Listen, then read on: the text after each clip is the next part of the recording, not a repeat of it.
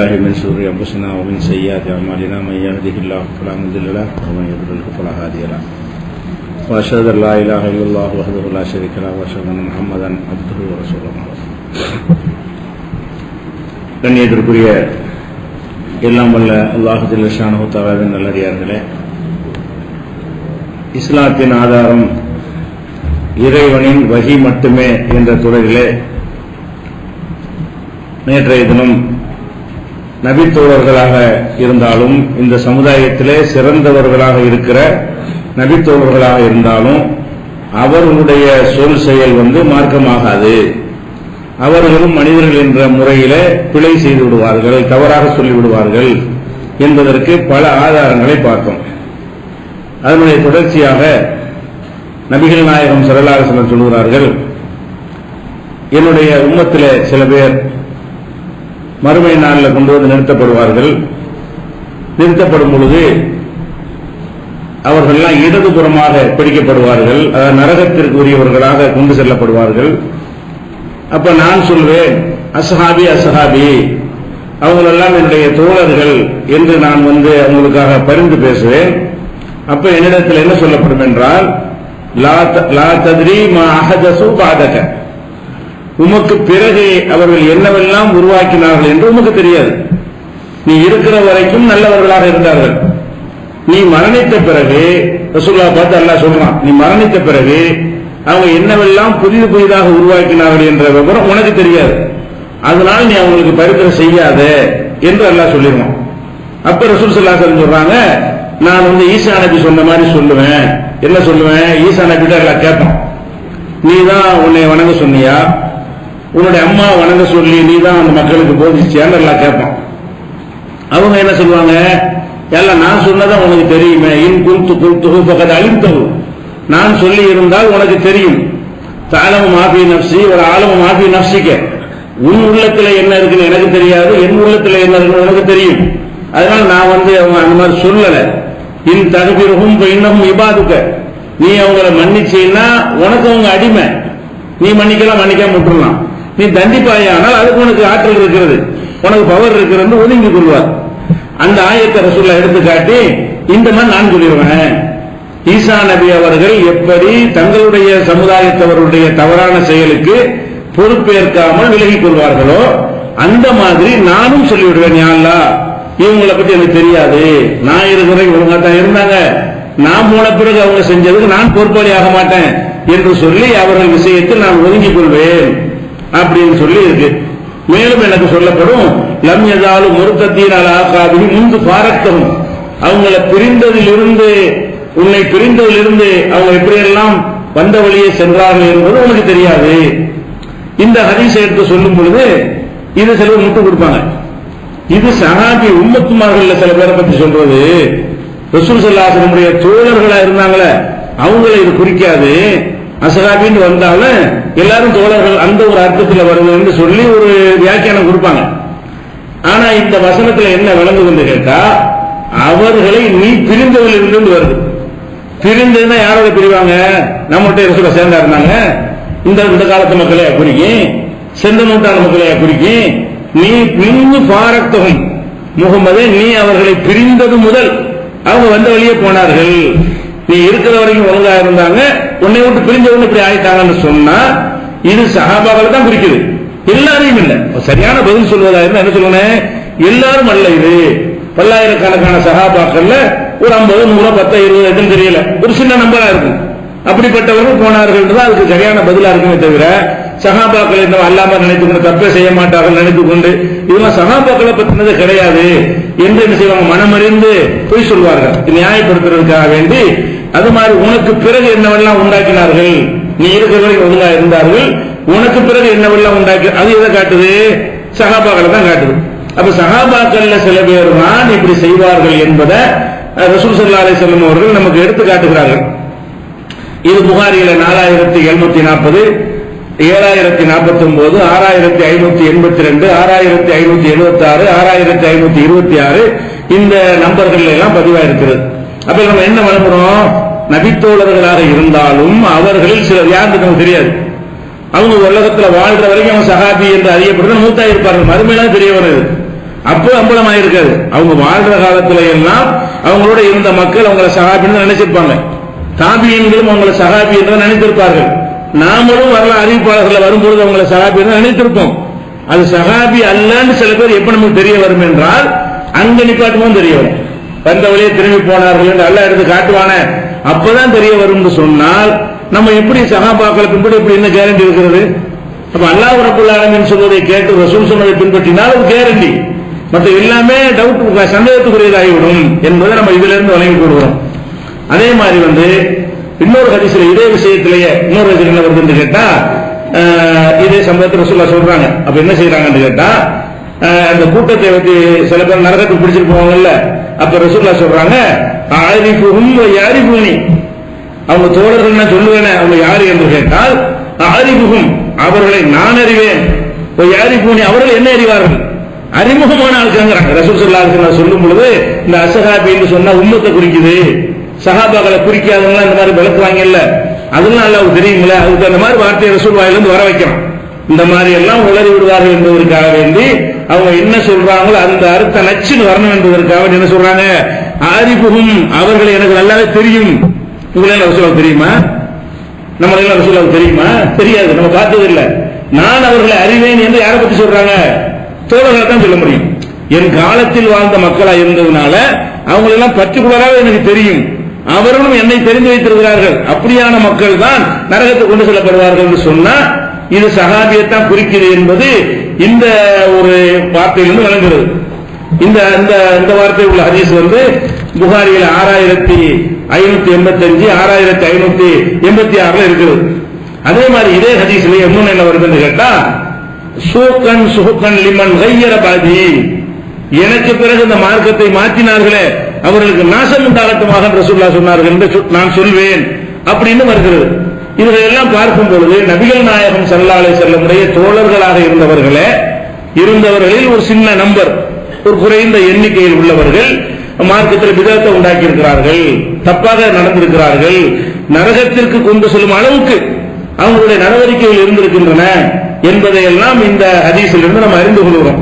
அப்ப இதுவும் நமக்கு சஹாபாக்கள் கண்டிப்பா பின்பற்றி ஆகணுங்கிறாங்கல்ல, அந்த வாதத்தை முறியடிக்கிறது. இன்னும் சொல்ல போனா இப்ப நம்ம முஸ்லீம்கள் 72 கூட்டம் இருக்கிறோம். ஒவ்வொரு கூட்டமும் அடுத்த கூட்டத்தை என்ன செய்கிறது, தவறான கொள்கைகள் இருக்கிறதா சொல்லிக் கொடுக்கிறார்கள். நம்மளை எதிர்க்கிற விஷயத்தை மட்டும் ஒன்னா சேர்ந்து கொள்வார்கள். ஒரு விஷயம் அவ்வளவுதான், தௌஹீத் ஜமாத்தை எதிர்க்கிற ஒரு விஷயத்தில் மாத்திரம் எல்லாரும் ஏகமாக சேர்ந்து கொள்வார்கள். ஆனா அவங்களுக்குள்ள எந்த ஒரு ஒத்த கருத்தும் கிடையாது. அவங்களுக்குள்ள பல விதமான கருத்து வேறுபாடுகள் இருக்கிறது. என்னதான் கருத்து வேறுபாடு இருந்தாலும் நமக்கு அறிந்து இந்த தௌஹீத் பிரச்சாரம் வந்த இத்தனை 30-35 வருஷ காலத்துல இந்த கொள்கைக்கு வேண்டி யாரை கொண்டிருக்கமா, வெட்டிக்கிட்டு செத்துருக்கமா, சும்மா ஒரு அடிவரை வரைக்கும் ஒரு கம்ப்ளைண்ட் பண்ணுவாங்க, பள்ளியாசல் வராத போர்டு வைப்பாங்க. இந்த அளவுல தான் நம்முடைய எவ்வளவு கருத்து வேறுபாடு இருந்தாலும் ஒருத்தர் வெட்டி கொள்ளலாம், மறுவலை எடுத்து யுத்தம் செய்யலாங்கிற அளவுக்கு நம்ம இருக்கவே இல்லை. ஏன் ரசூல் ஸல்லல்லாஹு அலைஹி வஸல்லம் அவர்கள் இதை கடைசி ஹஜ்ஜில அவ்வளவு கடுமை எச்சரிச்சாங்க. எப்படி எச்சரிக்கிறாங்க, எல்லா செய்தியும் சொல்லி முடிச்சுட்டு சொல்றாங்க, லா தர்ஜு பாதி குஃபாரா, எனக்கு பிறகு நீங்கள் காபிர்களாகி விடாதீர்கள். காபிரா எப்படி ஆவாங்க, எல்லாரும் முஸ்லிமா தான் இருக்கிறாங்க, அந்த மக்கள் எப்படி காபிர் ஆவாங்கன்னு கேட்டா எவரிபு பாதுக்கும் ரிகாப பாதின், ஒருவர் மற்றவருடைய கழுத்தை வெட்டி கொலை செஞ்சு காபிர் ஆகி விடாதீர்கள். வேற மாதிரி காபிர் ஆக மாட்டீங்க, அல்லாதான் அதெல்லாம் கரெக்டா இருப்பீங்க, இன வச்சிட மாட்டீங்க. எதன் மூலம் காபிர் ஆயிருவீங்க, ஒருத்தருக்கு எதிராக ஒருத்தர் ஆயுதம் தூக்கி கொலை செய்து அதன் மூலம் காபிர் ஆகி விடாதீர்கள். இறுதி ஹஜ்ஜில கடைசி ஹஜ்ஜில ரசூல் ஸல்லல்லாஹு அலைஹி வஸல்லம் எச்சரித்தார்கள் என்று சொல்லி புகாரியில 7078வது ஹதீஸில் இருக்கிறது. அப்ப ஒருத்தர் வெட்டி கொள்ளக்கூடாதுன்னு எச்சரித்தாங்கல்ல, இந்த எச்சரிக்கையுடைய தாக்கம் நமக்கெல்லாம் இருக்க போய் தான் என்னதான் வந்தாலும் ஒரு சின்ன தள்ளுமுள்ளு சின்னது அந்த அளவு நின்று கொள்றமே தவிர போய் அறுவலத்தை போய் வெட்டு போய் வெட்டு என்ன செய்யறதில்ல. ஒரு கருத்து உள்ளவங்க இன்னொரு கருத்து உள்ளவங்களுக்கு எதிராக அப்படி நம்ம செய்யறது இல்லை. ஆனால் சஹாபாக்கள் மட்டும் யுத்தம் நடந்துச்சா இல்லையா, சஹாபாக்கள் நம்மளோட சேர்ந்தோம், அதெல்லாம் விஷயம் வேறுதான். ஆனாலும் அவர்களுக்கு மத்தியில சண்டை நடத்தி எந்த அளவு ரசூலுல்லாஹ் சொல்றாங்க, அந்த இறுதி ஹஜ்ஜில மக்கள்கிட்ட கேட்கிறாங்க, அந்த மக்களுக்கு தான் எல்லாத்தையும் நம்ம எல்லாம் அவங்க வழியா தான் எல்லாம் அறிஞ்சுக்கிட்டோம்.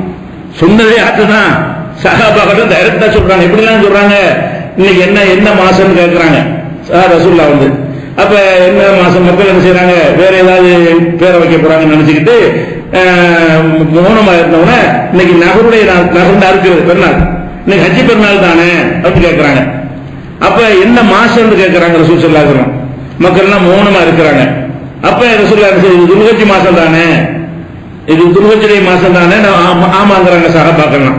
அப்ப என்ன சொல்றாங்கன்னு கேட்டா, இன்ன திமாக்கும் உங்களுடைய ரத்தம், ரத்தம்னா உயிர், உங்களுடைய உயிர், அம்பாலக்கும் உங்களுடைய செல்வங்கள், ஆறாலக்கும் உங்களுடைய மானம் மரியாதைகள், பைனக்கும் ஹராமுன் அது உங்கள் மத்தியில புனிதமானவை. எந்த மாதிரி புனிதம்? ஹராம்னா புனிதம், ஹராம்னா தடுக்கப்பட்டதுன்னு அர்த்தம் இருக்குது, புனிதம் அர்த்தம். மஸ்ஜிதுல் ஹராம்ங்கிறவங்கள ஹராமான பள்ளிவாசல புனிதமான பள்ளிவாசல், ஹராம்ங்கிறதுக்கு விளக்கப்பட்டதுங்கிற மானவ அர்த்தம் இருக்கிறது, புனிதமானதுங்கிற அர்த்தம் இருக்கிறது. இந்த இடத்துல ரசூலுல்லாஹ் என்ன சொல்றாங்கன்னா, இவைகள் எல்லாம் ஹராமுன் புனிதமானவை. எந்த மாதிரி புனிதமானவை? கஹுர்மத்தி யௌமிக்கும் ஹாதா ஃபீ ஷஹரிக்கும் ஹாதா ஃபீ பலதிக்கும் ஹாதா, உங்களுடைய இந்த ஊரில், இந்த மாசத்தில், இந்த நாளில் எப்படி புனிதம் காக்கப்பட வேண்டுமோ அந்த மாதிரி இது புனிதமானது. அடுத்தவனுடைய உயிர் புனிதமானது, அடுத்தவனுடைய பொருள் புனிதத்தை எப்படி கலங்கப்படுத்த மாட்டியோ அந்த மாதிரி அடுத்தவங்க காசை எடுத்துறாத, அடுத்தவங்க உசுர் எடுத்துறாத, அடுத்தவனுடைய மானத்தை விளையாடுறாத. இதெல்லாம் புனிதம் நினைச்சுக்க. புனிதமான இடத்தை நீ கலங்கப்படுத்துவியா? அந்த மாதிரி நடந்து கொள் என்று உதாரணம் எல்லாம் காட்டி மக்கள்கிட்ட கேள்வி எல்லாம் கேட்டு இவ்வளவும் சொல்லிட்டு போனாங்க ரசூல் ஸல்லல்லாஹு அலைஹி வஸல்லம். இது புகாரில் 67 4406 இருக்கிறது. ஆனால் நீங்கள் வரலாறு எடுத்து பார்த்தீங்கன்னு சொன்னா, ரசூலுல்லாஹ்வுடைய மருமகன் அலி ரலியல்லாஹு அன்ஹு அவர்களுக்கும் முஆவியா, அவர் யாருன்னா அவரு மச்சான் தான், அவருடைய சகோதரி ரசூலுல்லாஹ் கட்டி இருக்கிறாங்க. அவங்க ரெண்டு பேருக்கு மத்தியில் என்னது? யுத்தம். அதுலயும் சஹாபாக்கள் கொஞ்சம் இருந்தாங்க, இதுலயும் சஹாபாக்கள் இருந்தாங்க. சஹாபி அல்லாத அடுத்த ஜெனரேஷனும் கொஞ்சம் இருந்திருப்பாங்க. அப்ப நம்ம எதை செய்யக்கூடாதுன்னு சொன்னாங்களோ ரசூல் ஸல்லல்லாஹு அலைஹி வஸல்லம், சில நேரங்களில் அதை செய்யும் அளவுக்கு அவங்க தள்ளப்பட்டாங்களா இல்லையா? ஒருவருக்கு ஒரு எதிராக ஆயுதம் தூக்கினால் என்ன நடக்கும்? உயிரான போகும். இவங்க அவங்கள வெட்டியிருப்பாங்க, இவங்களை வெட்டியிருப்பாங்களா இல்லையா? இதான பயங்கரமான குற்றம் ரசூலுல்லாஹ் சொன்னாங்க. அப்ப அந்த மாதிரியானதையும் சஹாபாக்கள் வழியாக அல்லாஹ் நிகழ்த்தி காட்டியிருக்கிறான். அது அவங்க ஏதோ நல்ல நோக்கத்தை செய்தார்கள்னா அல்லாஹ்வுக்கு அவங்களுக்குள்ள விஷயம். இப்ப நம்ம சஹாபாக்கள் அப்படி கொள்கைய தவறான கொள்கைக்கு எதிராக ஆயத்தை தூக்கி இருக்காங்க, நம்ம தூக்க முடியுமா? பின்பற்றலாம் சொன்னீங்கல்ல, நாங்களும் இவர தவறான கொள்கை இருக்காருன்னு சொல்லிட்டு நாங்க அடுத்த கொள்கைக்கு எதிராக வாழ தூக்கிட்டு போக முடியுமா? முடியாது. ஏன்? இது அவங்க செஞ்சிருக்க கூடாது, இது சரியான செயல் இல்ல. ஆனால் செஞ்சது மறுக்க முடியாது, வரலாறு இருக்கிறது, வரலாறு நடந்துதான் இருக்கிறது. அப்ப அந்த மாதிரி எல்லாம் நடந்திருக்கு. எந்த அளவுக்கு கேட்டா, இப்ப சிப்பீன் யுத்தம் நமக்கு தெரியும். சிப்பீன்ங்கிறது அந்த முஆவியா ரலியல்லாஹு அன்ஹுக்கு அலி ரலியல்லாஹு அன்ஹு நடந்தது. அதே மாதிரி அலி ரலியல்லாஹு அன்ஹுக்கு ஆயிஷா நாயகி நடந்த யுத்தம் இருக்கிறது. அலி ரலியல்லாஹு அன்ஹுக்கும் ஆயிஷா நாயகி தலைமையில ஒட்டகப் போர் நடந்துச்சு இல்லையா? ஆயிஷா தலைமையில ஒரு படை, அலி தலைமையில ஒரு படை, அவங்க ரெண்டு பேருக்கு மத்தியில பெரிய யுத்தங்கள்லாம் நடந்து அதிலும் சஹாபாக்கள் கொல்லப்பட்டாங்க, தாபீன்கள் கொல்லப்பட்டாங்க, கொன்றவர்களும் சஹாபாக்களா இருந்தாங்க, கொல்லப்பட்டவங்களும் சஹாபாக்களா இருந்தாங்க என்பதையும் நம்ம பார்க்கிறோம். இதுகள் எல்லாம் 72 கூட்டத்தில் விளக்கி இருக்கிறோம். ஒட்டகப் போர்ல என்ன, அது மாதிரியான சிப்பி இந்த யுத்தம்ல என்ன, எல்லாத்தையும் விளக்கி இருக்கிறோம். அப்ப இந்த அம்மார் இப்னு யாசிர் நம்ம கேள்விப்பட்டிருக்கோம்ல, ஆரம்ப காலத்து முஸ்லீம்ல ஒரு யாசிர்லாம் ஒரு ஆளு ரொம்ப கஷ்டப்பட்டு இந்த கொலைக்காக யாசிர்னா சுமையா யாசிர் அவங்க ரெண்டு பேருடைய மகன் அம்மார். சுமையால பேர் வைக்கணும்ல, சுமையாங்கிறவங்க இஸ்லாத்தை ஏற்ற வீரப்பன்மையில முக்கியமான ஆளு. அந்த சுமையாவுடைய மகன் தான் யாரு? அம்மார். அந்த அம்மார் ரசூல் ஸல்லல்லாஹு அலைஹி வஸல்லம் செய்யறாங்கன்றா, அந்த அகல் தோன்றும் போது, ஹந்தக் போர் நடக்கும் போது அவர் அம்மார் என்ன செய்யறாரு? ரொம்ப கடுமையா எல்லாரும் ஒரு செங்கல் எடுத்து ரெண்டு ரெண்டு கல்லா எடுத்து வைக்கிறாரு, தீவிரமா வேலை பார்க்கிறாரு. அப்ப ரசூலுல்லாஹ் என்ன செய்யறாங்கன்னு கேட்டா, தக்குத்துல் பேத்துல் பாதியா, இவர் ஒரு அநியாயக்கார கூட்டம் கொண்டு கொள்றாங்க.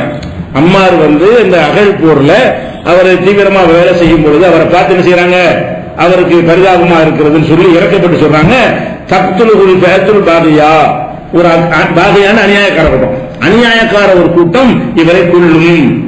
எதுவும் இலல் ஜன்னா, அவர்கள் சொர்க்கத்தின் பக்கம் அழைக்கிறார்கள், எதுவும் இழந்தார், அவங்க நரகத்தின் பக்கம் அழைக்கிறாங்க. ரெண்டு கூட்டம், சொர்க்கத்துக்கு அழைக்கிற ஒரு கூட்டம், நரகத்துக்கு அழைக்கிற கூட்டமாக இருக்கும்.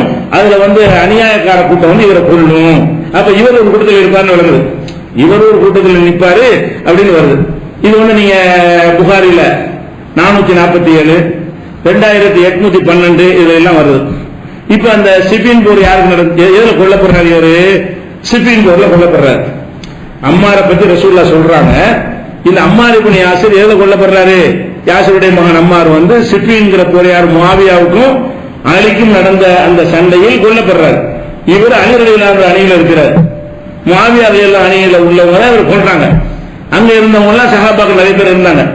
இந்த ஹதீஸ் பிரகாரம் பார்த்தா என்ன செய்யணும், அது அநியாயக்கார கூட்டம் வருதா இல்லையா?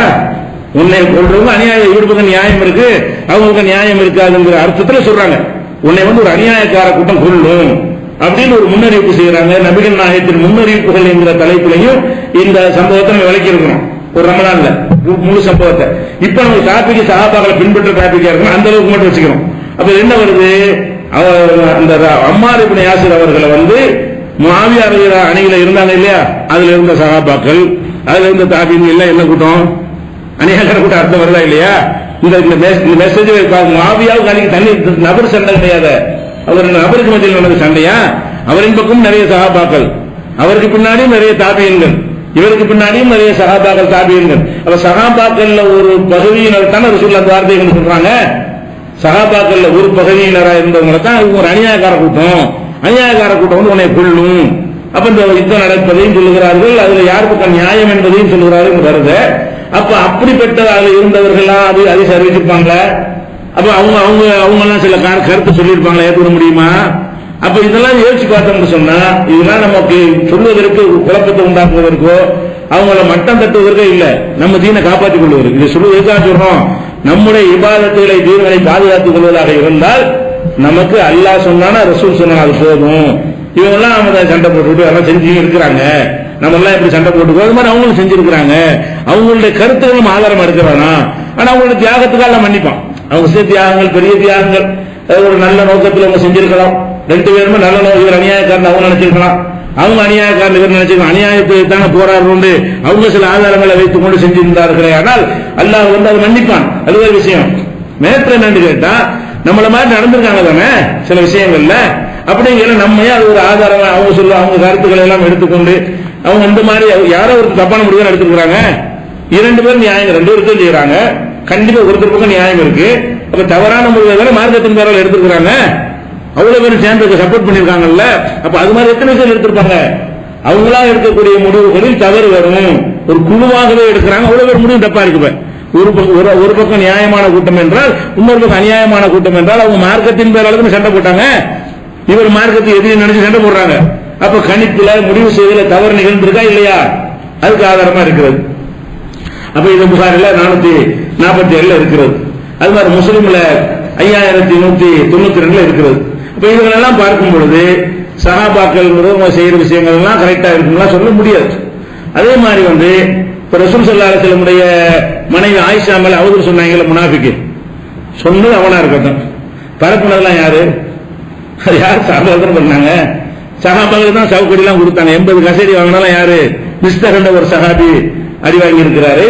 அதே மாதிரி ஹஸ்ஸான் இப்னு சாபித் புகழ்ந்தா ரசூலுல்லாஹ் பாடுவார ஹஸ்ஸான் இப்னு சாபித் அவரு அடி வாங்கி இருக்கிறாரு. 80 ஆயிஷா நாயகம் அவதூறு சொன்ன காரணத்திற்காக வேண்டி அவங்க சஹாபாக்கள் தான் இருந்தாங்க. ரசூலுல்லாஹ்வுடைய மனைவியாச்ச நமக்கெல்லாம் தாயாச்ச, நம்ம இதை வந்து பரப்பலாமான்னு கூட இல்லாம சூரத்து 100 எடுத்து பாத்தீங்கன்னா அவ்வளவு கடுமையா அவங்களை கண்டிக்கலாம். நான் அல்ல என்னுடைய அருள் மட்டும் இல்லைன்னா அவங்களை அழிச்சு நாசமாக்கி இருப்பேங்கிற அளவுக்கு அல்லாஹ் கோபம் கொப்பளிக்க பேசுறான் அந்த சூறாவுல. இந்த ஆயிஷா நாயகன் அவதூறு சொன்னவர்களை பற்றி, அவதூறு உண்டாக்கணும் முனாஃபிகா இருந்தாலும் அது சமூகத்தில் பரப்புனவர்கள் யாரா இருந்தார்கள், சில சஹாபாக்கள் தான் இருந்தாங்க. அப்ப நம்ம எப்படி கோல் சொல்லி பரப்பணும்ல, அதனால ஒன்றாம் செஞ்சிருக்கிறாங்க. அப்ப எதுக்காக நம்ம ஏன் பாட பண்ணணுங்கிற, அவங்க செஞ்சது அவங்களுடைய நன்மைகளோடு ஒப்பிடும்போது அவங்க தீமையை அழிச்சிடும். நம்ம என்ன பெரிய நன்மை செஞ்சிருக்கோம், எத்தனை தியாகம் பண்ணிவிட்டோம், நம்ம செய்யறது கொஞ்சம் நஞ்சு அதை அழிக்கிற அளவுக்கு நம்மகிட்ட தான் இருக்கு நமக்கு. அவங்க செஞ்ச நன்மைகள் ஜாஸ்தியா இருக்கும் பொழுது மைனஸ் கூட்டி கழிச்சு பார்த்தா பாஸ் ஆயிடுவாங்க. அப்படி எடுத்துட்டு போயிடணும். நமக்கு அது இல்லையே, அது வகி காலத்துல வாழ்ந்தாங்க, அல்ல மன்னிச்சுட்டு டிக்ளேர் பண்ணிட்டான்னா முடிஞ்சு வச்சு கதை. வகி காலத்துல வாழ்ந்தாங்க இல்ல, அல்ல மன்னிச்சுட்டாங்கல்ல, கண்டிச்சு மன்னிச்சுட்டான், சவுக்கடி வாங்கிட்டாங்க, அதோட மேட்ரு ஓவர். ஆனா நமக்கு எப்படி செய்ய முடியுமா, நம்ம எப்படி செஞ்சோம்னா தேர்வுமா? அதனால நம்ம என்ன செய்யறோம், சஹாபாக்கள் சொல்லிட்டு தான் என்ன செய்யக்கூடாது, அவங்க சிறப்பு ஒத்துக்கணுமே தவிர அவங்கள பாலயசாரம் அவங்களை பின்பற்றத்தக்கவர்களாக நம்ம எடுக்கவே கூடாது. தேவையற்ற ஒரு விஷயம், மார்க்கத்தில் இல்லாத ஒரு விஷயம், வகை மட்டும்தான் மார்க்கம். அதே மாதிரி வந்து ஒரு போருக்கு ரசூலுல்லாஹ் வந்து அனுப்புறாங்க. போருக்கு அனுப்புனா போருடைய தர்மம் என்ன, எத்தனை நடந்துட்டு இருக்கும்போது எதிரிகள் வந்து சரணடைஞ்சிட்டாங்கன்னு சொன்னான். நாங்க உங்க வழிக்கு வந்துடுறோம் விட்டுருங்க அப்படின்னு சொன்னா போற நிறுத்திக்கணும். சரணடைஞ்சவனும் பிடிச்சி இது பண்றது என்ன இல்ல, ஓடுனா விரட்டுற விஷயம் வேற. அவனை கையெழுத்திட்டு நான் வரல, இனிமே சண்டைக்கு வரல அப்படிங்கிற மாதிரி சொல்லிட்டாங்கன்னு சொன்னா அது உலகம் பூரா ஒப்புக்கொண்ட விஷயம். வெள்ளக்குடியை தூக்கினாங்கன்னா இந்த காலத்துல வெள்ளக்குடியை தூக்கிட்டாங்கன்னா சண்டை நிறுத்திடுவாங்க, தாக்கக்கூடாது. மறுபடியும் ஆயுதத்தை கீழே போட்டு வெள்ளக்குடியை தூக்கிட்டு எவ்வளவு பெரிய சண்டை இருந்தாலும் அந்த நிமிஷம் நிறுத்திடுவாங்க. இன்னைக்கு சர்வதேச அளவில் ஒப்புக்கொண்ட விஷயமா இருக்கு. அந்த காலத்துல மிக இருந்த விஷயம் தான். அப்ப என்ன செய்யறாங்கன்னு கேட்டா, ஒரு யுத்தத்துல பயங்கரமா தாக்கல் பண்ணி எதிரிகளுடைய கை பலவீனமாயிடுச்சு. பலவீனமான என்ன செய்யறாங்கன்னு கேட்டா, இப்ப ரசூல் ஸல்லல்லாஹு அலைஹி வஸல்லம் அவங்கள ஆரம்ப காலத்துல ஏகத்துவத்தை சொல்லும் போது மக்காவுல ஒரு கூட்டம் இருந்தாங்க. அவங்க என்ன செய்வாங்கன்னா அல்லாஹ் மட்டும்தான் வணங்குவாங்க, தௌஹீதுல கரெக்டா இருந்தாங்க. ஆனா நபி ரசூல் ஆகிறதுலாம் தெரியாது, அல்லாஹ்வுக்கு இணை வைக்க மாட்டாங்க, கல்லு மண்ணெல்லாம் வணங்க மாட்டாங்க. அப்படி ஒரு கூட்டம் இருந்தாங்க. அவங்கள சாபியின்கள் அவங்களை என்ன செய்வாங்க, எல்லாரும் சொல்லுவோம் சாபிம்பாங்க. அவங்களுக்கு பேர் என்னது, சாபியின்கள் சொல்லுவாங்க. யார? ரசூல் ஸல்லல்லாஹு அலைஹி வஸல்லத்துக்கு முன்னாடியும் ரசூலுல்லாஹ் காலத்திலையும் மக்காவில் தௌஹீதில் உறுதியா இருந்தவர்கள். சிலை வணக்கம் செய்ய மாட்டாங்க, கல்லுக்கு நேர்க்க செய்ய மாட்டாங்க, அங்க கும்பிட மாட்டாங்க, சூப்பர் பவர் அல்லாஹ்தான் சொல்லி என்ன செய்வாங்க. அப்படியான ஒரு கூட்டம் அறிவுபூர்வமா சிந்தித்து கடவுள்னா கடவுளுடைய இடத்துல வச்சிருந்தாங்க. அப்படி ஒரு கூட்டம் இருந்தாங்க, சாபியின்கள் பேரு. அந்த கொள்கைக்கு ஒத்து ரசூலுல்லாஹ் பிரச்சாரம் பண்ணவன ரசூலுல்லாஹை சாபின்னு தான் சொன்னாங்க. ஆரம்பத்தில் ரசூலுல்லாஹ் வச்ச பேர் என்னது, சாபி. ஒரு சாபி ஆயிட்டாரு அப்படின்னு ரசூலுல்லாஹை அந்த மக்கள் ஏகத்துவத்தை சிலை வணக்கத்தை மறுத்த மக்கள் சாபியின்கள் சொல்லப்பட்ட மாதிரி ரசூலுல்லாஹ்வுக்கு என்ன பேர் வச்சிருந்தாங்க, சாபியின்கள் சொன்னாங்க. பரவாயில்ல சாபிப்பாங்க.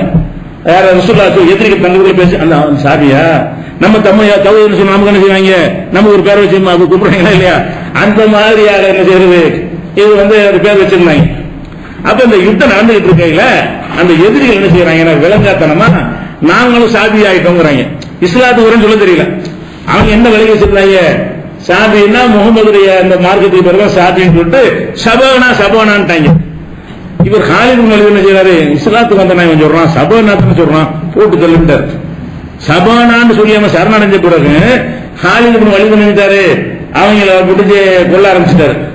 அப்ப அங்கக்குள்ள சில பேர் அப்ஜெக்ஷன் பண்றாங்க, செய்யக்கூடாது, அவன் சரணடைகிறான், அவன் என்ன அசலம்னா இஸ்லாத்தை ஏற்றோம்னு சொல்லவில்லை, சபானான்னு சொல்றான், அதெல்லாம் விட முடியாதுன்னு சொல்லிட்டு செஞ்சுட்டார். அப்ப ரசூலுல்லாஹ்வுக்கு பின்னாடி தகவல் வருது. வந்தோன்னு நினைச்சாங்க, அல்லாஹும்ம இன்னி அப்ரவு இலைக்க மிம்மா ஸனா காலித். ரெண்டு தடவை சொல்றாங்க இப்படி, இறைவா இந்த காலித் செஞ்ச செயலை விட்டு நான் விலகி கொண்டேன், இவர் செஞ்சதை எனக்கு சம்பந்தம் இல்லை, நான் இந்த மாதிரி மார்க்கத்தை கற்றுக் கொடுக்கவில்லை.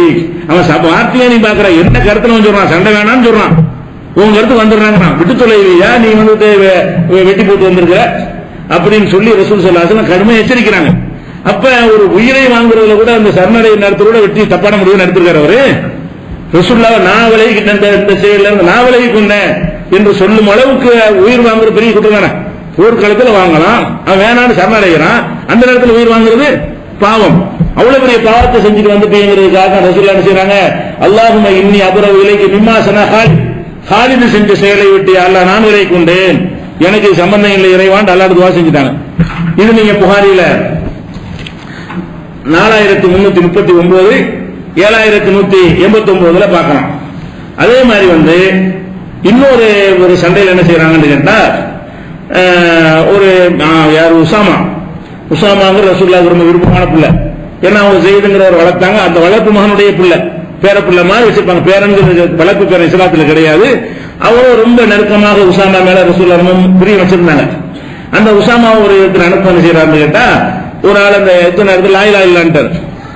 லாயிலா இல்லாண்டா என்ன செய்யணும், விட்டு வேண்டியதானே, போர் நடந்துகிட்டு இருக்குது. அவர் லாயிலா இல்லைன்னு என்ன அர்த்தம், நான் உன்னோட சண்டைக்கு வரலப்ப உங்களுக்கு வந்துட்டு அர்த்தம். இவர் லாயிலா இல்லன்னு கேட்காம ஒரே போட்டு சொல்லிட்டார். அப்ப இது ரசூலுல்லாஹ்ட்ட சஹாபாக்கெல்லாம் சொல்றாங்களா, கோபம் கொப்புளிக்க, எப்படி நீ அவன் லாயிலா இல்லான்னு சொன்ன பிறகு நீ எப்படி அவனை வெட்டின, ஹல்லா சகத்த கல்பகு உள்ளத்தை பிளந்து பாத்தியா, அவன் தற்காப்புக்கு செஞ்சான் பொய்க்கு செஞ்சாலும் நீ மன உள்ளத்தை பாக்குற ஆற்றல் உனக்கு இருக்குதா, வாயினால் சொல்லிவிட்டானா இல்லையா, வாயினால் லாயிலா இல்லல்லான்னு அவன் சொல்லி சரணாகதியை அடைந்த பிறகு எப்படி நீ கொள்ளலாம் என்று சொல்லி திரும்ப திரும்ப ஒரு தடவை ரெண்டு தடவை இல்ல, திரும்ப திரும்ப ரசூலுல்லாஹ் என்ன செய்யறாங்க, மாசாலை கர்ரிருஹா திருப்பி திருப்பி சொல்லிட்டு இருக்காங்க, எப்படி நீ உள்ளத்தை பிளந்தியா, உள்ளத்தை பிளந்து பாத்தியா, நீ எப்படி கொண்டுட்டு வரலாம், லாயிலா இல்லான்னு சொல்லி யுத்தத்துக்கு வரலன்னு சொல்லிவிட்டாங்கல்ல, எப்படி நீ கொள்ளலாம் என்று என்ன சொல்றான்னு கேட்டா, உசாமா சொல்றாரு, இந்த சம்பவம் நடக்காம இதுக்கு பின்னாடி நான் இஸ்லாத்துக்கு வந்திருக்கலாம் போல இருக்க, அவ்வளவு கோபத்துக்கு ஆளாயிட்டானே, இன்னைக்கு இந்த நாளுக்கு பிறகு நான் இஸ்லாத்தை தழுவி இருக்க கூடாதா, முன்னாடி இஸ்லாத் தழுவினாலும் இந்த ஒரு பாவத்தை நான் செஞ்சு வச்சுட்டேன் அப்படின்னு நான் நினைக்கும் அளவுக்கு ரசூலுல்லாஹ்வுடைய கோபம் இருந்தது. அப்ப ஒரு மனிதன் வெளிப்படையாக ஒன்றை சொன்னால் ஏற்றுக்கொள்ளணுங்கிற ஒரு பேசிக்கு மாற்றமாக உள்ளத்துல உள்ளதை எல்லாம் தற்காப்புக்கு சொல்றான், அதுக்கு சொல்றான், காப்பாத்திக்கிற சொல்றான் நினைப்பது தப்பு. அந்த தப்பை ரசூலுல்லாஹ்வுக்கு நெருக்கமாக இருந்த உசாமா அவர்கள் ரசூலுல்லாஹ்வுடைய என்ன ஓட்டத்தை வச்சு புரிஞ்சுக்கிறீங்க, ஒரு பெரிய கண்டனம் தெரிவிக்கிறாங்களே. அப்ப எந்த மாதிரிலாம் இருக்கும் சகாபாக்கள்னா அவங்களும் மனிதர்கள் முறையில் செய்வாங்க, அதுக்கெல்லாம் ஆதாரமா இருக்கு. இது புகாரில 4269 6872 இருக்கணும். அதே மாதிரி அதை விட விடுங்க, ஒரு நாட்டில் இஸ்லாமிய நாடு இருக்கு, இஸ்லாமிய நாடு விடுங்க, வேற எந்த ஒரு நாடா இருக்கட்டும், அந்த நாட்டினுடைய ரகசியத்தை காட்டி கொடுக்கறதுனா அந்த நாட்டில் பெரிய குற்றம். எந்த நாடா இருந்தாலும் சரி, கொலை செய்யறத விட ஒரு நாடை பொறுத்த வரைக்கும் இந்தியாவில் உள்ள ரகசியத்தை எல்லாம் காட்டி கொண்டே ஒருத்தன் பாகிஸ்தானுக்கு கொடுத்தான்னு வைங்க, அவன் எந்த நாட்டுக்காரனா இருந்தாலும் இந்திய அரசாங்கம் என்ன செய்ய சாதாரணமா எடுத்துக்கொள்ளாது, தேச துரோகிகள். ஏன்னா அவன் எதிரி கொடுக்கிற அந்த தகவலினால் நாட்டை அவன் அழிச்சிருவான். சில தகவல்கள்னால என்ன செய்வான், நாட்டுக்கு தாக்குதல் நடத்தி அவங்க ஓங்கிடும். ஒட்டுமொத்த நாட்டையும் நாட்டு மக்களையும் அழிக்கக்கூடிய ஒரு காரியத்துக்கு துணை போயிருக்கான்னு சொல்லி கடும் குற்றமாக எடுத்துக்கொள்வோம். எல்லா நாடுகளிலுமே நாட்டுக்கு எதிராக நாட்டின் ரகசியங்களை எதிரிக்கு காட்டி கொடுக்கிற ஒரு விஷயத்தை சாதாரணமா எடுத்துக்கொள்ள மாட்டார்கள். இதை நீங்க விளைவிக்கணும். இப்படி இருக்கிற நேரத்தில் அப்ப ரசூல் ஸல்லல்லாஹு அலைஹி வஸல்லம் என்ன செய்யறாங்கன்னு கேட்டா, ஒரு நாள் நீங்க போங்க, ஒரு பொம்பளை போய்கிட்டு இருப்பா, அவளை வழிமறிச்சு அவள்கிட்ட ஒரு கடிதம் இருக்கு, அதை பறிச்சுக்கிட்டு வாங்க ரசூல் அனுப்பி வைக்கிறாங்க. இங்க இருந்து மக்காவுக்கு போகுது. போனா அது மாதிரி பெரிய சம்பவம். இது 72 கூடுதல் வழக்கி இருக்கிறோம், சாக்கலம் தேவையான மட்டும் சொல்றோம். அப்ப மறைச்சு கிரிச்சு பார்த்தா கடைசியில் மறுத்து கடைசியில் என்ன செய்யறாங்க, ஒரு நிர்வாணப்படுத்தி எடுக்கிற மாதிரி வந்துருந்தோம். அந்த அம்மா கடிதத்தை எடுத்து கொடுத்துருச்சு. அந்த கடிதம் என்னன்னு கேட்டா, சஹாபாக்களில் ஒருவராக இருந்த ஹாத்திப் என்கிற ஒரு சஹாபி தான் மக்காவில் உள்ள தலைவர்களுக்கு நியூஸ் அனுப்புறாரு. இவர் யாருன்னா பத்ர் போர்ல எல்லாம் பங்கெடுத்த சஹாபி, சாதாரண ஆள் கிடையாது. பத்ர் போர்ல பங்கெடுத்தவர்களுக்கு எல்லாத்தையும் மன்னிச்சிடறான். அப்படிப்பட்ட ஒரு தியாகம் பத்ர் போருங்கிறது உயிரை பணைய வைக்கிற மாதிரியான ஒரு யுத்தம். எதிரிகளுடைய பலம் அவ்வளவு, இவங்களுடைய பலம் ஒண்ணுமே இல்லை, போனா தற்கொலை சாவுதான். அப்படி இன்னும் தைரியமா இருந்தாங்க. அந்த களத்தில் ஈடுபட்டவர் தான் அந்த கடிதத்தை எழுதுறாரு. என்ன எழுதுறாரு, இந்த மாதிரி ரசூலுல்லாஹ்வுடைய நடவடிக்கை திட்டம் போட்டிருக்காங்க, இப்படி பண்ணிருக்கிறாங்க, இத்தனை நாள் எங்க போறாங்க, அந்த மாதிரி செய்திகளாகவே இவர் எழுதி அனுப்பி இருக்கிறாரு. கடிதத்தை போயிட்டு வந்துட்டாங்க. ரசூல் ஸல்லல்லாஹு அலைஹி வஸல்லம் ஒரு உளவுத்தெல்லாம் கரெக்டா வச்சிருப்பாங்க, ஏமாளி கிடையாது, மது குருமாரில் இருக்க மாட்டாங்க. இப்படி போயிட்டு பொம்பளை தான் இருக்குங்கிற அளவுக்கு தகவலை திரட்டுற அளவுக்கு நாட்டை காப்பாத்துறதுக்கு தகுதியான தலைவராக இருந்தாங்க. அதனால முதல்ல பிடிச்சிட்டாங்கன்னு வைங்களேன். அப்ப இழுத்துட்டு வந்தவன அவர் தூக்கிட்டு ஆளை கூட்டு வந்துட்டாங்க. ஹாத்திபை கூட்டிட்டு வா, இந்த ஆள் தான் கடிதம் கொடுத்திருக்காரு, ஆளை கூட்டிட்டு வந்தவன அவர் கேட்கிறார், யாரோ என்னப்பா இது, யா ஹாத்தி மகாதா, இது என்ன வேலை பார்த்திருக்கிற அப்படிங்கிறாங்க. அப்ப அவர் என்ன சொல்றாருன்னு கேட்டா, அல்லாஹ்வுடைய தூதரே, நீங்க எம்மளை கோவப்படக்கூடாது, இந்த முஹாஜிர்கள் நிறைய அபூபக்கர் உமர் நிறைய பேர் இருக்காங்கல்ல, இவங்க எல்லாம் சொத்து பத்தை விட்டு வந்திருக்கிறாங்க மக்காவுல. ஆனா இவங்களுக்கு அந்த சொந்தக்காரங்க இருக்காங்க, ரத்த சம்பந்தம். இவங்களுடைய சொத்து பத்தில பாதுகாக்கிறதுக்கு, இவங்களுக்கு எல்லாம் சப்போர்ட் பண்ணுவதற்கு எல்லாத்துக்கும் உறவினர்கள் இருக்கிறாங்க. எனக்கு யாருமே அங்க இல்லை, எனக்கு இந்த சொத்து பத்திரம் இருக்குது. நான் சில ஆட்களுடைய தகவலை கொடுத்தேன், என் சொத்து பாதுகாப்பீங்க, அதுக்காக வேண்டி நான் சில ஒரு வேலை சுயநலத்துக்காக வேண்டி என்னுடைய சொத்தை பாதுகாக்கிறது செஞ்சேனே தவிர காட்டி கொடுக்கும் நான் செய்யவில்லை. சும்மா சில செய்திகளை சொல்ற மாதிரி சொன்னா, ஓ நம்ம அவர் சுத்தம் நம்ம ஆளு நினைச்சு சொத்தை பாதுகாப்பாங்க இப்படிங்கிறதுக்காகத்தான் நான் செஞ்சேன். உமர்கள் எல்லாம் என்ன செய்யறாங்க, நான் குபுருக்காக செல்லல, மார்க்கத்தை நிராகரித்து செய்யவில்லை, பொய்யா கூட எழுதிட்டு பாரு, இல்லாத கூட எழுதி விட்டு பாருங்க. அவங்கள்ட்ட ஒரு இணக்கத்தை உண்டாக்கிட்டோமே, ஆனால் நம்ம சொத்தை பாதுகாத்து வச்சிருப்பாங்க, நம்ம இடத்துல இல்லாம இருக்கும் நினைச்சிருக்கிறார் அப்படின்னு ஒரு வாயினால சொல்றாரு. ரசூல் ஸல்லல்லாஹு அலைஹி வஸல்லம் ஏத்துக்கிட்டாங்க. ஆனா உமர் என்ன செய்யறாரு, யா ரசூலல்லாஹ் தஅனி அல்ரிபு உன்க ஹாதல் முனாஃபிக், இந்த முனாஃபிக் கழுத்தை வெட்டறேன், எனக்கு அனுமதி கொடுங்கங்கறாரு. இவன் செஞ்ச வேலைக்கு நான் வெட்டன கழுத்தை வெட்டனே பர்மிஷன் கொடுங்கங்கற அவ்வளவு கோபப்படுறாரு. அப்ப ரசூலுல்லாஹ் என்ன சொல்றாங்க தெரியுமா, உமர்ட்ட சொல்றாங்க, இன்னல்ல கது ஷஹீத பத்ரன், இவர் பத்ர்ல பங்கெடுத்தவர். ரசூலுல்லாஹ் சொன்ன பதில் என்ன, இவர் பத்ர் போர்ல பங்கெடுத்த ஒரு ஆளு. ஒமா யுத்ரீகல் அல்லல்லாஹு அய்யகுன கதித்தல அல அஹ்லி பத்ரின், பத்ர் வாசிகளை பார்த்து அல்லாஹ் என்ன சொன்னான்னு உங்களுக்கு தெரியுமா, யமனு மாஷித்தும் கது கபர்துலகும், நீங்க என்ன வேண்டாலும் நீங்க மன்னிச்சிட்டேன், அட்வான்ஸ் மன்னிச்சு கொடுத்துட்டான். இவரெல்லாம் அட்வான்ஸ் அல்லாஹ்ட்ட மன்னிப்பு வாங்கினவர். இவர் செஞ்ச வேற தப்பா இருந்தாலும் இவர் பத்ர் போர்ல கலந்துகிட்டதுனால் அல்லாஹ் என்ன சொன்னான் என்றால், பத்ருவாசிகளை பார்த்து சொன்னான், எவ்வளவு ஆசைக்கும் என்ன வேணா செஞ்சுக்கிறங்க, உங்களை மன்னிச்சுட்டேன் என்ற அல்லாஹ் வந்து சொன்னானே, அதில் உள்ளவர் அவரை போய் கொள்ளுவையாங்கிறாங்க. இது நமக்கு டாபிக் இல்ல. என்ன டாபிக் என்றால், ரசூலுல்லாஹ் இருந்து கொண்டு நாட்டுடைய ரகசியத்தை எல்லாம் கொண்டு கொடுத்து சின்ன விஷயமா இப்படி எல்லாம் செய்ய ஒரு மனசு வந்திருக்கிறா இல்லையா அவருக்கு? அவர் சொன்ன காரணம் 1000 இருக்கட்டும், அவங்களுடைய சொந்த நலனுக்காகவும் சில முடிவு எடுப்பாங்க, விளங்குதா இல்லையா? சொந்த நலனுக்காகவும் சமுதாய நலனை பாதிக்கக்கூடிய முடிவுகளை ஒரு சகாபாக்கள் எடுத்த. பத்ர்னால மன்னிக்கப்பட்டு போச்சு, அது வேற விஷயம். ஆனால் எவ்வளவு விஷயங்கள் சொல்லி இருப்பாங்க, எப்படி நம்ம அதை வந்து ஃபாலோ பண்ண முடியும்? இந்த மாதிரியான தன்மைகள் இருந்திருக்காங்களா இல்லையா?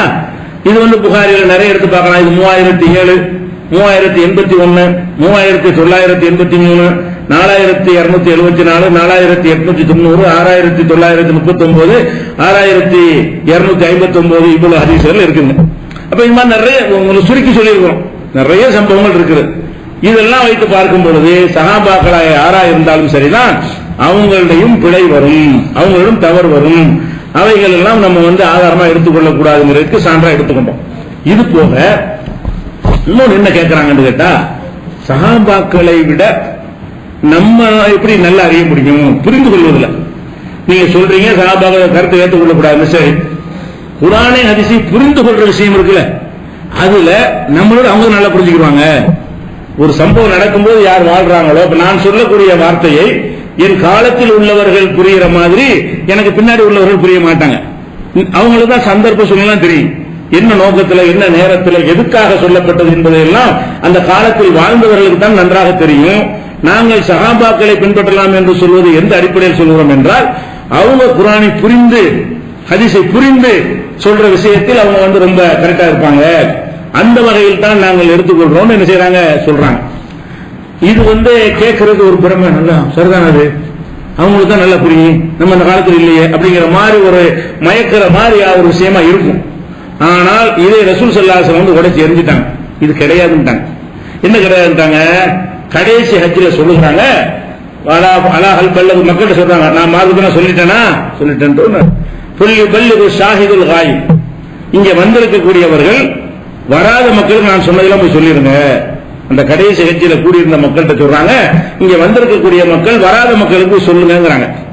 அப்ப என்ன வார்த்தை சொல்றாங்கன்னு கேட்டா, ருப்ப முபல்லகின், இங்க என்னுடைய செய்தி கேட்கறீங்கல்ல, கேட்கிற உங்களை விட நீங்கள் யாருக்கு எடுத்து சொல்கிறீர்களோ அவர் நன்கு புரியக்கூடியவராக இருப்பார். உங்களுக்கு நான் சொன்ன அர்த்தம் வழங்காது, நீங்க போய் யாருக்கு அடுத்த தலைமுறை சொல்லுவீங்க, அவங்க உங்களை விட நன்கு புரியவர்களாக இருப்பார்கள். ரசூலுல்லாஹ் கடைசி ஹஜ்ஜில நமக்கு சொன்ன செய்தி என்னவென்றால், நீங்கள் புரிந்து கொள்வதை விட நீங்கள் யாருக்கு போய் சொல்கிறீர்களோ அவர்கள் இன்னும் அதிகமாக புரியக்கூடியவராக இருப்பார்கள் என்று அந்த அதே கடைசி ஹஜ்ஜில ரசூல் ஸல்லல்லாஹு அலைஹி வஸல்லம் சொல்றாங்க. 1741வது ஹதீஸ்ல புகார்ல பார்த்துக்கலாம். இன்னும் நிறைய ஹதீஸ்கள் இருக்குது. ஒருத்தர் கொள்ளாதீங்க, வெட்டாதீங்க எல்லாம் சொன்னாங்கல்ல, அந்த ஹதீஸ்லாம் இந்த இறுதியாக இந்த வாசகம் என்ன வர, ருப்பு முபல்லகின் அவ் ஆமின் சாமியின், நேரடியாக என்னிடத்தில் கேட்டவரை விட உங்களிடத்தில் கேட்பாரே அவர் நன்கு புரியக்கூடியவராக இருப்பார். அப்ப என்ன விளங்குது? ரசூல் ஸல்லல்லாஹு அலைஹி வஸல்லம் ஒரு செய்தியை சொல்லுவாங்கன்னா அது அந்த காலத்தை அனுசரித்து மனிதன் பேசுற பேச்சு இருக்குல்ல, அதுக்கு நீங்க அந்த காலத்துல புரிஞ்சுக்கிற முடியும். இது அந்த காலத்துக்கு வந்த மெசேஜ் இல்லை. குர்ஆனும் ஹதீஸும் அந்த காலத்து மக்களுக்காக வந்ததா? கியாமத் நாள் வரைக்கும் வந்தது. அப்ப கியாமத் நாள் வரைக்கும் உள்ள அந்த சூழ்நிலையை அடையும் போது அவனுக்கு கூடுதல் விளக்கம் கிடைக்கும். இந்த காலத்தில் வாழும் போது ஒரு ஹதீஸை பார்த்து நமக்கு என்ன கிடைக்குமோ இந்த விளக்கத்தை அந்த காலத்தில் அடைந்திருக்க முடியாது. அப்ப இது காலத்துக்கு ஏற்றவாறு என்ன செய்யும், அவங்களுக்கு கூடுதல் ஞானங்கள் கிடைக்கும் என்கிற கருத்தை எல்லாம் உள்ளடக்கி நபி ஸல்லல்லாஹு அலைஹி வஸல்லம் அவர்கள் சொல்லிட்டார்கள். அப்ப நம்ம என்ன விளங்கணும்? சஹாபாக்கள் புரிந்தது கரெக்டா இருக்கும், புரிந்தது உங்களுக்கு ஆதாரம் காட்டியிருக்கிறோம். சஹாபாக்கள் புரிந்ததான காலித் இப்னு வலீத் புரிஞ்சது தப்பாதான புரிஞ்சிருக்காரு, உசாமா தப்பாதான புரிஞ்சிருக்கிறாரு, எவ்வளவு பேர் இந்த ஒரு முஆவியாவுடைய கூட்டத்தார்கள் தப்பாதான புரிஞ்சிருக்கிறாங்க. புரிவதில் சரியா இருக்க மாட்டார்கள் என்று இவ்வளவு ஆதாரமும் சொன்னது. புரிவதிலும் தப்பு செய்வார்கள், தப்பா புரிவார்கள் நம்மள மாதிரியே. ஆனா ரசூலுல்லாஹ் சொன்ன கேரண்டி என்ன? நான் சொல்ற செய்தி அப்படி கொண்டு சொல்லுங்க, உங்களுக்கு அதுல ஒரு கருத்து விளங்கும், அடுத்த தலைமுறைக்கு கூட ஒரு கருத்து சேர்த்து விளங்கும். உங்களுக்கு நான் சொல்வதில் ஒரு கருத்து விளங்குமே, ஆனால் அடுத்த தலைமுறைக்கு என்ன செய்ய கூடுதலா விளங்கும் என்று ரசூலுல்லாஹ் சொன்ன காரணத்தினால் புரிந்து கொள்வதில் இப்ப நம்ம புரிகிறோமே, இதை விட இனி வர்ற மக்கள் நல்லா புரிவார்கள்.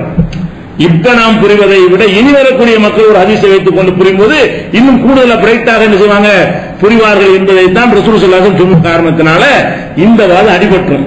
அது போக இப்ப நம்ம ஹதீஸ் புகாரி யாருக்கு புகாரி வச்சுக்கிறீங்க, புகாரி வச்சுக்கிற கைது பார்ப்போம்.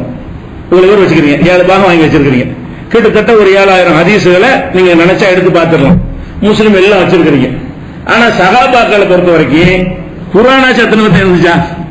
இந்த குர்ஆன் எல்லாம் யாரா இருக்கிறீங்களா? குர்ஆன் 1, 2, 3, 4, 5, 6 வச்சிருப்பீங்க.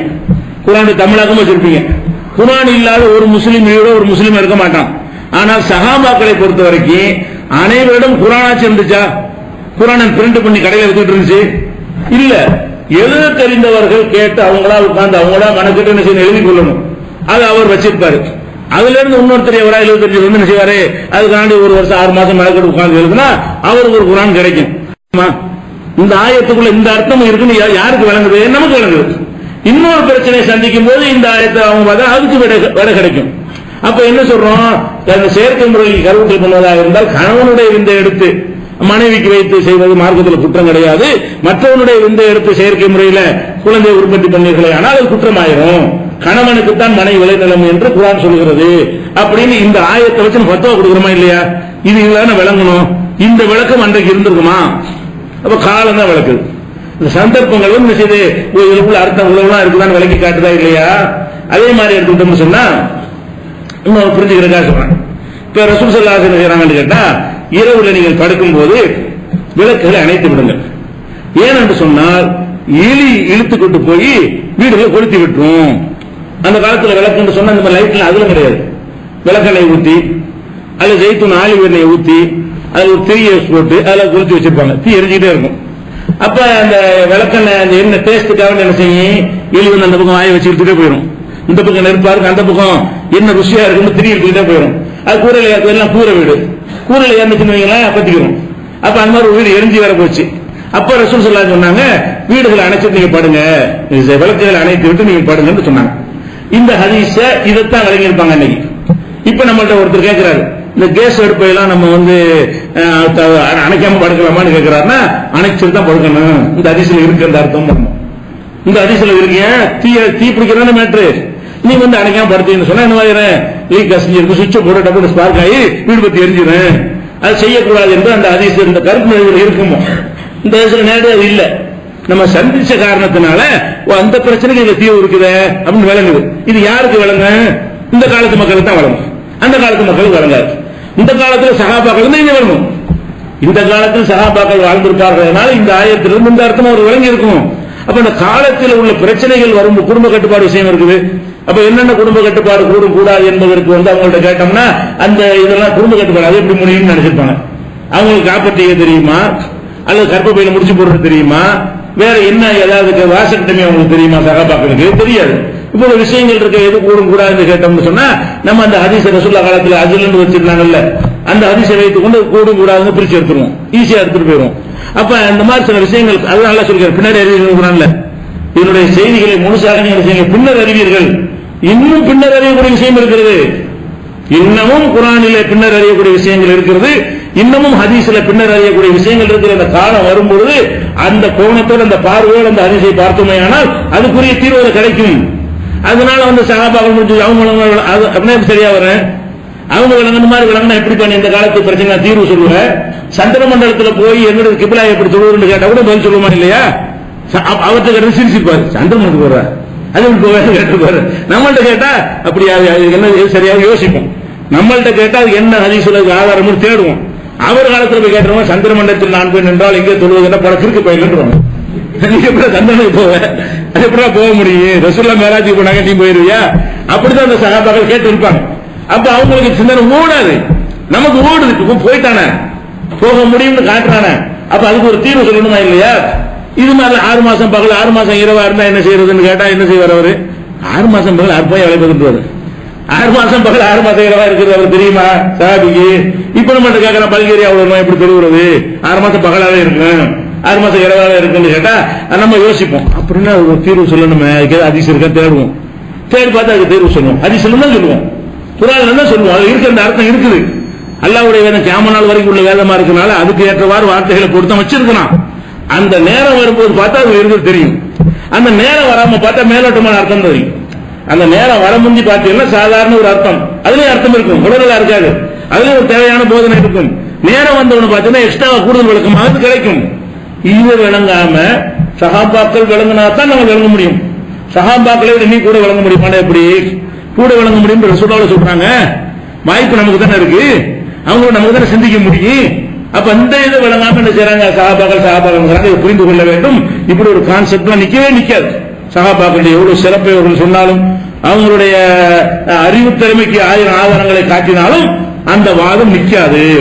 ஏன் என்று கேட்டால் அறிவு திறமையை பயன்படுத்துவதற்கு சாதனங்கள் வேணும், மெட்டீரியல் வேணும், நூல்கள் வேணும், ரெஃபரன்ஸுக்கு என்ன செய்யணும், ரெக்கார்டுகள் வேணும். அது அவங்கள்ட்ட இல்ல, நம்மள்ட்ட இருக்குது. இருக்கக்கூடியவர்கள் நன்கு அறிந்து கொள்ளக்கூடியவர்களாக இருக்கிறோம், விளங்குகிறோம். அதனால இப்ப சஹாபாக்களை பின்பற்றுவது என்பதற்கு எந்தவித முகாந்திரமும் கிடையாது, ஆதாரம் கிடையாது என்பதை வழங்கிக் கொண்டோம். அடுத்ததாக இந்த சமூகத்துல பெரிய பாதிப்பை இந்த சஹாபாக்களை பின்பற்றலாம் கூட இந்த ஒரு சின்ன கூட்டத்தில் இருக்கிறது. அதிகமான மக்களை தாக்கத்துக்கு உள்ளாக்கிறது கேட்டீங்கன்னா மதுஹப் தான். மதுஹப் இல்லாமல் வாழ முடியாதுங்கிற அளவுக்கு ஆக்கிட்டாங்க. அந்த போர்டில் எழுதி போற அளவுக்கு 4 மதுஹப்களில் ஒன்றை பின்பற்றாவிட்டால் பள்ளிவாசலுக்கு வராத, எவ்வளவு பெரிய தாக்கத்தை ஏற்படுத்தியிருக்கு. இந்த மதுஹப் தான் இஸ்லாமு, மதுஹப் இல்லை என்று சொன்னால் இஸ்லாமே இல்லை என்கிற அளவுக்கு ஷாஃபி, ஹனபி, மாலிகி, ஹம்பலி என்கிற 4 மதுஹபை தான் பின்பற்ற வேண்டும் என்று சொல்கிறார்கள். நம்ம நாட்டில் ஷாஃபி, ஹனபி அதிகமாக இருக்கிறார்கள். ஷாஃபிகள் கேரளாவிலையும் தமிழ்நாட்டில் கடலோரத்தில் இருக்கிற ஊர்களில் மாத்திரம் இருக்கிறார்கள். மற்ற பகுதிகளில் எல்லாம் இந்தியா முழுசும் யார் தான் இருக்கிறார்? ஹனபிகள் இருக்கிறாங்க. பாகிஸ்தான்ல ஹனபிகள் தான் இருக்கிறாங்க. உலகத்தில் ஹனபிகள் தான் அதிகம். மதுஹப்ங்கிற பேரில் எடுத்துக்கொண்டீர்களே, ஆனால் உலகத்தில் யார் அதிகம்? இந்தியா பாகிஸ்தான் சேர்ந்தா தான் முஸ்லீம்கள் எல்லாம் வந்துடுறாங்க. சவுதியில் உள்ள முஸ்லீமை விட ஜாஸ்தி இந்தியாவில் இருக்கிறோம். அரபு நாட்டில் இருக்கிற முஸ்லீமை விட இந்தியாவில் முஸ்லீம்கள் ஜாஸ்தி. நம்ம 20 கோடி இருக்கிறோம். சவுதியில் 5 கோடி இருப்பாங்க. ஒரு 5 கோடியா? சவுதியில் ஜனத்தொகை 5 கோடி என்னமோ இருப்பாங்க. நம்ம 20 கோடிக்கு இருக்கோம். சவுதியை விட இந்தியாவில் தான் முஸ்லீம் அதிகம், பாகிஸ்தான்ல அதே மாதிரி இருக்கிறோம். ரொம்ப பேர் ஹனபி மதம். எந்த அளவுக்கு இந்த மதுஹபுடைய தாக்கம் இருக்கிறது என்று சொன்னால், அதிகமான முஸ்லீம்கள் மதுஹபில் தான் இருக்கணும் என்கிற அளவுக்கு மூளைச்சலவை செய்யப்பட்டு வந்துட்டாங்க. அது எதனால வந்தார்கள் என்று கேட்டால், அந்த இந்தியாவை ஆட்சி புரிய வந்த மன்னர்கள் மதுஹப்வாதிகளாக வந்தார்கள். மதுஹப்வாதியாக இருந்து அதன்படி மக்கள்கிட்ட இமாம்களை நியமிக்கிறார்கள். அவங்க கண்ட்ரோல் இமாம்கள் இருப்பாங்க. சட்டங்கள் அவங்க தான் சொல்லுவாங்க. ஃபத்தாவா ஆலம்கீரி அவுரங்கசீப்புக்காக வேண்டிய ஃபத்தாவா தனியா ஃபத்வா எழுதி வைத்திருக்கிறார்கள். அந்த ஒரு ஆட்சி அதிகார தாக்கத்தினால் இது சென்றடைஞ்சிருச்சு. இஸ்லாத்துக்கு வரும்போதே மதுஹபோட வந்த காரணம் என்ன? இந்தியாவை ஆண்டவர்கள், இந்தியான்னா அந்த ஆப்கானிஸ்தான், பாகிஸ்தான், பங்களாதேஷ் எல்லாம் சேர்ந்த இந்தியா. இந்தியா எந்த இந்தியா இல்ல. பழைய இந்தியாவில் முஸ்லீம் மன்னர்கள் ஆட்சி செய்யும் போது இந்தியாவில் தான் பாகிஸ்தான் இருந்துச்சு, இந்தியாவில் தான் ஆப்கானிஸ்தான் இருந்துச்சு, இந்தியாவில் தான் பங்களாதேஷ் இருந்துச்சு. இது எல்லாம் சேர்ந்த இந்தியா இருக்க. அதை அவர்கள் ஆட்சி செய்த காலத்தில் மதுஹப் அடிப்படையில் தான் ஆட்சி செய்தார்கள். மன்னர்கள் மதுஹப்வாதிகளாக இருந்த காரணத்தினால் அது அந்த ஒரு வசதிகளை என்ன செஞ்சாங்க, வெள்ளக்காரன் பரப்பிட்டாங்க இல்லையா? எங்க பார்த்தாலும் இங்கிலீஷா இருக்குது, எங்க பார்த்தாலும் இங்கிலீஷ் ஆங்கிலம் எப்படி உலக மொழியா இருந்துச்சு. அவன் பாதி சாம்ராஜ்யத்தை ஆட்சி பண்ணான். ஒவ்வொரு நாட்டையும் பிடிக்கிறது, ஆட்சி பண்றது, எல்லாத்தையும் கைக்குள்ள வச்சுக்கிறது. அவன் ஆட்சி பண்ணக்கூடியவன் நினைச்ச மொழியை பிரிச்சிட முடியுமா இல்லையா? உலகத்தினுடைய மொழின்ற அளவுக்கு ஆகிட்டானே, அவனா ஜாஸ்தியா இருக்கிறான். உலக மொழியில வர்றதா இருந்தா என்ன செய்யணும்? சைன மொழி வரலாம், அதிகமான மக்கள் பேசுற மொழி. அது கூட வரல. கம்மியான மக்களுடைய தாய்மொழியா இருக்கிற ஆங்கிலேயன் உலக மொழியா ஆனது என்று சொன்னால் அவங்கள்ட்ட பவர் இருக்கிறவர்களுடைய தாக்கம் மக்கள்கிட்ட இருக்கும். மதுஹப்வாதிகள்கிட்ட பவர் இருந்த காரணத்தினால அந்த மதுஹப் வியாபித்து பெரிய சிறந்த கருத்துன்னு சொல்லி யாரும் போயிடல. பள்ளிவாசல்ல இமாம் தொழுகிற மாதிரி மக்கள் தொழுவிப்பாங்க. இமாம் அவர் தான் நியமிப்பாரு. அவர் இப்படின்னா இப்படி மங்க இப்படி தொங்கிட்டாங்க விஷயம். இப்படியே போன காரணத்தினாலதான் மதுஹப் ஜாஸ்தியா இருக்கிறாங்க, அதிக எண்ணிக்கை இருக்கிற காரணம் தான். இந்த விஷயத்துக்கு வருவோம். இந்த மதுஹப்ங்கிறாங்கல்ல, மதுஹபுடைய இமாம்களுடைய காலம் என்ன? மதுஹப்ங்கிறாங்கல்ல, அது 4 பேருடைய காலத்தை தெரிஞ்சுக்கணும். அபூ ஹனீஃபா இமாம் அவர்களை பொறுத்த வரைக்கும் அவங்க ஹிஜ்ரி 70 பிறக்கிறாங்க. ஹிஜ்ரி 70 பெரும்பாலும் சஹாபாக்கள் யாருமே இல்ல, ஏதோ 1-2 பேர் இருந்ததாக சொல்கிறார்கள்.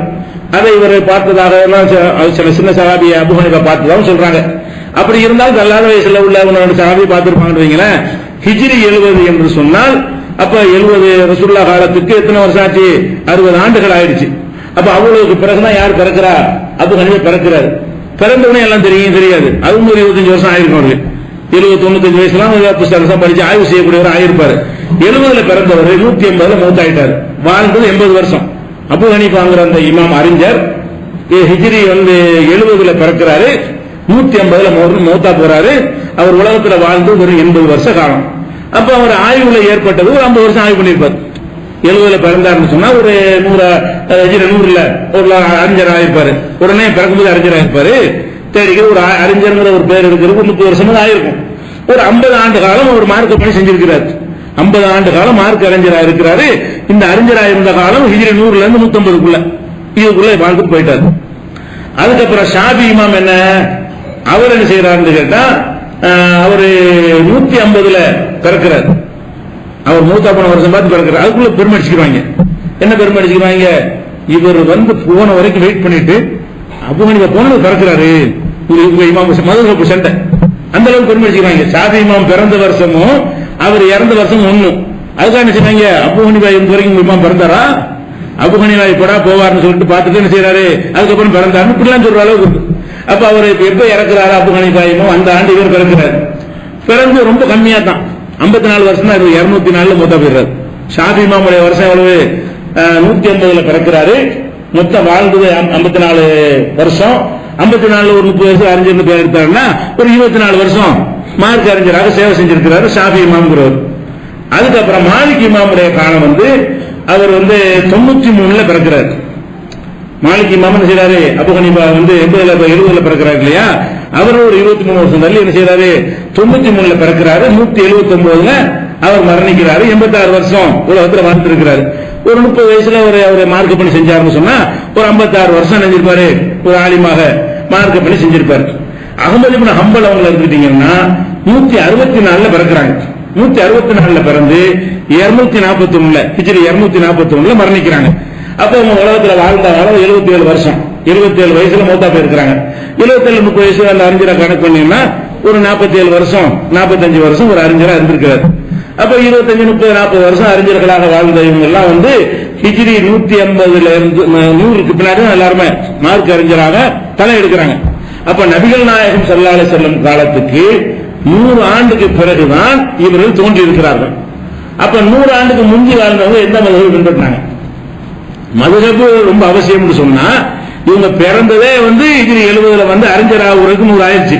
அப்ப 100ல தான் மார்க் அறிஞருங்கிற மாதிரியான ஒரு பேரும் புகழும் அவங்களுக்கு அடைஞ்சு இருப்பாங்க. அப்ப 100 ஆண்டுக்கு பிறகு வந்த ஒன்று எப்படி இஸ்லாம் இப்படி சிந்திக்க மாட்டாங்களா? ரசூலுல்லாஹ் காலத்துக்கு 100 வருஷத்துக்கு பிந்தி 150 வருஷத்துக்கு பிந்தி 200 வருஷத்துக்கு பிந்தி வந்த ஒரு ஆட்கள் சொன்ன கருத்து எப்படி மார்க்கம் ஆகி இருக்கும்?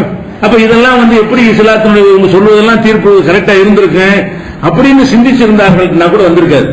ஆனா விளங்காம எனக்கு அந்த பவர் இருந்த காரணம், அதிகாரிகள்ட்ட ஆட்சியாளர்கள் இந்த அறிஞர்கள் கைக்குள்ள போட்டு வச்சிருந்த காரணத்தினால, அவங்களுடைய சித்தாந்தத்தை அப்படி பரப்புன காரணத்தினால அவங்களுடைய புகழ் எங்க பார்த்தாலும் பரப்பப்பட்டு விட்டதே தவிர சிந்தித்து பார்த்தெல்லாம் யாரும் ஷாபி தான் சரியான மதுஹப், நான் ஆராய்ச்சி பண்ணி சேர்ந்தேன்லாம் எவரும் சேர்ந்து கிடையாது.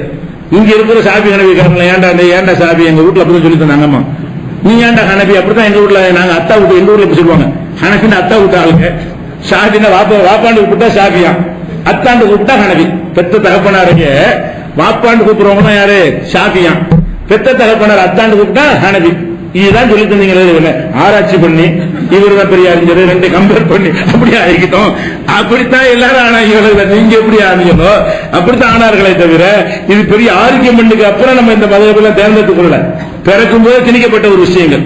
அந்த அடிப்படையில் நம்ம என்ன பாக்குறோம்னு கேட்டா, சஹாபாக்களை பின்பற்றணுங்கிறதே நிக்கலன்னா இவங்களோட பின்பற்றுறது, இப்ப சஹாபாக்களை பின்பற்றுறது பேசணுமே அதுவே நிக்கலன்னு சொன்னா இவங்க எல்லாம் எப்படி அதை விட நல்லா கரெக்டா இருப்பாங்களா? அவங்கள்ட்ட இவ்வளவு சொன்னோம்ல அதெல்லாம் வச்சுக்கிறங்க. சஹாபாக்களுக்கு சொன்னதை விட ஒரு பாதியாவது கூட இருக்குமா எங்களுக்கு பலவீனம்? சஹாபாக்கள்கிட்ட 100 தவறை காட்டணும்னு சொன்னா 250 தவறு இருக்கணும். அப்ப 100 தவறு வரக்கூடியவரை ஃபாலோ பண்ணக்கூடாதுன்னா 200 தவறு வரக்கூடிய எப்படி ஃபாலோ பண்ணுவீங்க? அப்ப சஹாபாக்களுக்கு சொன்ன எல்லா வாதங்களுமே சஹாபாக்கள் காலம் முடிந்த பிறகு வந்த இவர்களுக்கு எப்படி இருக்கும், எப்படி அவங்களுக்கு மார்க்கத்தில் அத்தாட்சி ஆவார்கள் அப்படின்னு சிந்திச்சு பார்த்தோமையானால் அப்ப இதுவும் மதுஹபுக்கு எந்த ஒரு கிரவுண்டும் கிடையாது. அது ஒண்ணு வைக்கணும். அடுத்ததான் என்னன்னு கேட்டா, அந்த மதுஹபை சொல்றாங்கல்ல அவங்க இமாம்கள் உண்டாக்கணும் இல்ல, அது நல்லா விளைக்கணும். இப்ப ஹனபி மதுஹப்ங்கறாங்களே, அபூ ஹனீஃபாங்கிறவரை அப்படி மதுஹப் ஆக்கி தமிழ்நாட்டு ஜமாத்தை நம்ம உண்டாக்கி இருக்கிறோம். அப்படி உண்டாக்குற இயக்கத்தை அவரெல்லாம் உண்டாக்க கிடையாது. அவர் அவர் நல்ல லாஜிக்கா பேசக்கூடிய ஒரு அறிஞர். அவருக்கு அபூ ஹனீஃபா ஒரு நல்ல சிந்தை கூர்மையான அறிவு படைத்தவர். எல்லாமே லாஜிக்காவே என்ன செய்வார், நிறைய பேசுவார். அப்படி பேசக்கூடிய அறிஞராக இருக்கும்போது அவருக்கு நிறைய மாணவர்கள் என்ன செய்வாங்க, நல்ல அறிஞர்கள் படிப்பாங்க. நிறைய திறமையான மாணவர்கள் கிடைச்சாங்க. அந்த மாணவர்கள் திறமையானவர்களா இருக்க அவங்க என்ன செஞ்சாங்க, எல்லாம் அபூ ஹனீஃபா சொன்னாங்க. அப்படி எடுத்து காட்டி பின்னாடி உண்டானது. அபூ ஹனீஃபா என்பவர் ஹனஃபி மذஹப் என்பதை உண்டாக்கவில்லை. ஷாஃபி இமாம் என்பவர் என்ன செய்யல, ஷாஃபி மذஹப் எல்லாம் உண்டாக்கவில்லை. தன் காலத்தில் அறிஞராக இருந்து மக்களுக்கு என்ன செஞ்சாங்க, பயணம் பண்ணிட்டு இருப்பாங்க இல்லை, அந்த வேலை தான் செஞ்சாங்க. அவர்கள்ட்ட மாணவர்கள் அதிகமாக சேரக்கூடியவர்களுக்கு என்ன செய்யணும், அவங்களுடைய கருத்து உலகத்தில் போவதற்கு உதவியாக இருக்கும். இப்ப இமாம்கள் என்ன அவங்க என்ன சொன்னாங்க, அதுக்கு பாருங்க, மதுஹப்னு சொன்னாங்கல்ல, அதுக்கு இமாமுக்கு சம்பந்தம் இல்லை என்பதற்கு முதல்ல வழங்கிக் கொள்ளணும். முடிஞ்சிட்டோம். சரி, இந்த விஷயங்கள் இன்ஷா அல்லாஹ் அதுதான் வரணும். இந்த மதுஹபுடைய இமாம்கள் மதுஹபை உண்டாக்கவில்லை என்பதையும், மதுஹப்ங்கிறது எந்த வகையிலும் இஸ்லாத்துக்கு உடன்பாடானது இல்லை என்பதை இன்ஷா அல்லாஹ் நாளைக்கு அதிகமான சான்றுகள் அறிந்து கொள்ளும்.